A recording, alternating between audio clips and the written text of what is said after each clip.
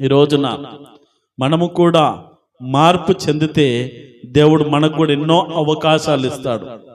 రూబేనుకు అవకాశం వచ్చింది, మారలేదు. షిమ్యోనుకు అవకాశం వచ్చింది, మారలేదు. యూదాకు అవకాశం వచ్చింది, మారాడు. ఆ మారిన ఫలితం ఏంటి అనంటే దేవుని సేవ చేసే గొప్ప ఆధిక్యత, మందిరాన్ని ఆనుకొని బ్రతికే గొప్ప ఆధిక్యత, నిత్యము దేవుని మందిరములో దీపము వెలిగించి నిత్యము దేవుని మందిరములో పరిశుభ్రంగా ఉంచేటటువంటి ఆ గొప్ప ఆధిక్యత లేవి గోత్రానికి దక్కింది. ఈ రోజున మరి మన పరిస్థితులు ఎలా ఉన్నాయి ఒకసారి జ్ఞాపకం చేసుకుందాం. రూబేను వలె చంచల మనస్తత్వం ఉంటే విడిచిపెడదాం. రూబేను వలె ఇచ్చిన అవకాశాన్ని జార విడుచుకునే స్థితి గనుక నీలో ఉన్నదేమో వాటిని విడిచిపెడదాం. స్థిరత్వం కలిగి ఉందాం, పవిత్రతను కాపాడుకుందాం.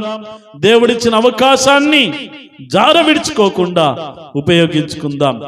అదేవిధంగా షిమ్యోను లేవి జీవితంలో నుండి నేర్చుకున్న పాఠాలు, కోపాలకు పాపానికి దూరంగా ఉందాం. ఇదిగో దేవుని సేవలో మన జీవితాలను కట్టుకుందాం. దేవుని సేవలో మన జీవితాలను ముందుకు నడి